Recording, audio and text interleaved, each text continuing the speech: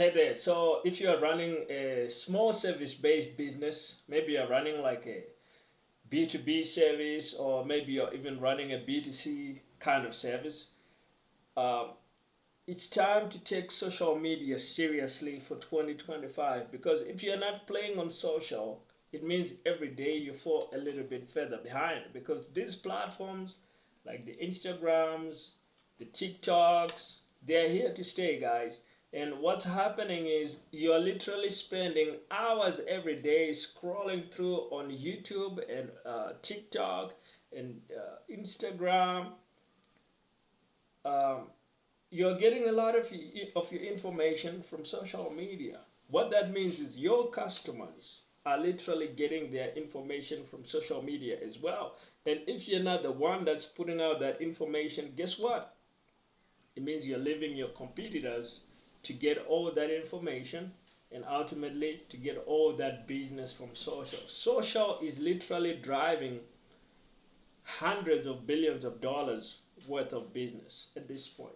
Like, that's really where a huge chunk of the economy. Now, there's the offline economy as well. I won't dispute that. Restaurants, hotels, gas stations, retail stores, malls, and things like that. That also drives a huge chunk of traffic, like just as big, probably even bigger. But at this point, I would estimate that the online space is at least 25% or 30% or more of the economy. That's just my estimate. I haven't looked at any numbers. It's probably more, right? That's just a layman's estimate.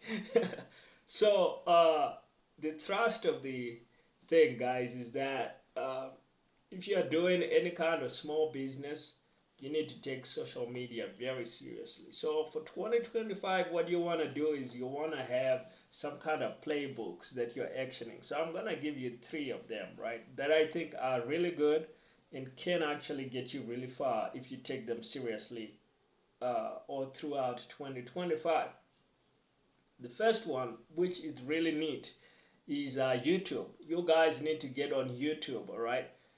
YouTube can actually pay you money just for publishing on YouTube. Like, you can earn YouTube AdSense revenue, like YouTube advertising revenue. Like, you can get in on that pie where YouTube runs an ad on your video, like a pre-roll, mid-roll, post-video ad, and you get a slice of the income, right? You get some of that money.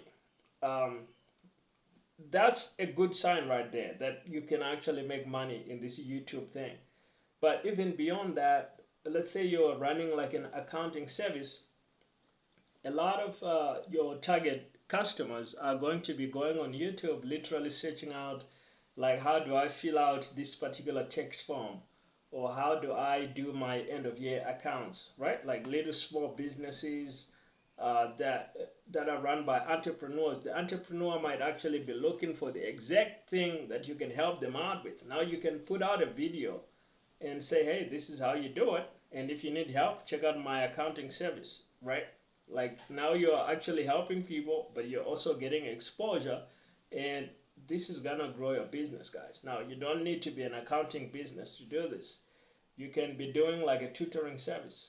You could be doing language tutoring. You go online, you post some online language lessons. Let's say you're teaching Swahili, or you're teaching you're teaching a Haitian Creole, or you're teaching you're teaching Mexican, like Mexican Spanish, right?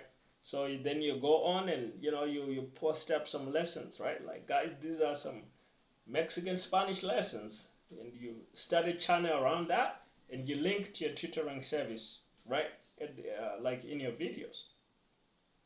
This is how you do it, guys. It's easy to talk about. It's easy to think about, but a lot of people don't want to do it because they're just a little bit too lazy to actually go on and do it. And we have our dog here. He thinks he's maybe gonna be on camera. Hey, boy, you ain't going to be on camera right now. So anyhow, You could be doing like a dog sitting service, and you could go on and share like, here are some tips for how to train your dogs, right? Like these are some of the things you can do. And as you are giving those tips online, uh, on your YouTube channel, then people kind of check out, what you're talking about, and if they need the service, then they can actually just, hit you up and sign up for your service, and that's how you're gonna get a lot more service customers for yourself. Now, the second play is gonna be Twitter, just because some people say, hey, I get what you're saying, but going on YouTube, being on YouTube, having to do videos, having to edit videos, having to thumbnail and cut videos, things like I don't even know where to even begin. Like, I'm not great in camera. I'm not great at speaking, public speaking, or anything like that. Um, to each their own, right? I would encourage anybody to basically just do the YouTube anyway, because you're gonna learn skills. We all have to learn new skills. Like, for example, for myself to go on YouTube, for the longest time I didn't want to edit a video. So there was a time when I had some people, right, helping me out with my video but there came a time when I had to learn how do you edit a video. I had to learn like how do you edit a YouTube video, and I had to pull out the software and start clicking around on the buttons. And man, like for like the first day or two, I hated it, man. I didn't want to play around with them buttons. Like, that wasn't the thing. But eventually I had to learn, right? And after like a week of doing that, after like 2-3 weeks, I was like, this is kind of neat, right? Like, this is kind of neat. Like, we're learning a new skill. Anything you've learned, even how to count. There was a time when you were a little kid, you didn't know how to count, but you could see your sisters, your big brothers and sisters. Oh, them guys could count. You're like, how are they doing that? And then you start looking at the books, and you might have even thought, this looks crazy, and ain't no way I want to learn this, I want to do this. But after a while of doing it, you think it's kind of cool. Like, you're showing off to your mom or to your family. Like, hey, check out, I can count. I can count how many fingers I got. I got 10 fingers, right? Like, that was a new skill that, but the very first time you try it, it's a little bit uncomfortable. Same thing with YouTube or any social media. But if you absolutely don't want to do YouTube, then you have the option of going text only. And that's Twitter. So going on Twitter, posting tweets. And if you want to be on Twitter, I would encourage you, like, try to post 10 tweets per day. Maybe half of them can be threads, right? Which means multiple tweets in a continuous thread.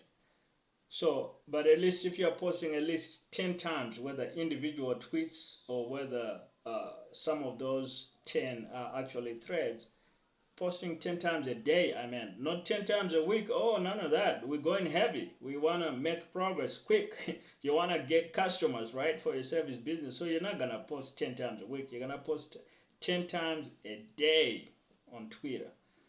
And then what you're going to do is you want to give some tips around your service. Let's say like you're doing like a commercial cleaning service, and then you can say like, oh, this is how you clean your office so that it's properly cleaned, and your visitors to your office are gonna think great things about your corporate brand, right?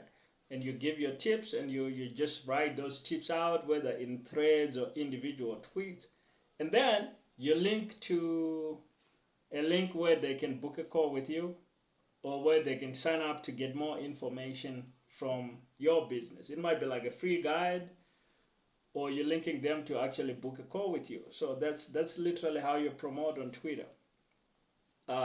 Posting 10 times a day. And the other thing is, if you're posting 10 times a day, then you want to be commenting on other people's tweets 20 to 50 times a day. That's how you're gonna see a lot of growth on Twitter. And if you do this, it becomes actually kind of easy to grow on Twitter. Okay, so that's play number 2. And then the final play you guys want to use is you want to go on Facebook groups. Facebook groups, guys, are a gold mine for service businesses. Like, I would venture to say almost everybody that you know is on Facebook. And going into groups and posting helpful tips about your service is a way that you start to get attention on yourself. Like there's literally billions of people on Facebook. This is powerful. You gotta get into it. And don't just post on your don't just post your own post. By all means do that and be posting like at least 10 times a day, but don't overdo it. If you post too many times in the same group, you might get banned or Facebook might flag you, that kind of thing. So with groups, you want to post maybe in 10 groups a day and just one post in each group per day. But that's a lot of posts. And then in addition to those 10 posts, you want to comment on other people's posts. And you can do that like 20, 30, 40, 50 times a day. You can go in and be commenting, engaging in the conversation. There you can really go ape. You can really go insane, right? But what this is gonna do is on your main profile, link back to where they can book a call with you or they can download some free information from your business.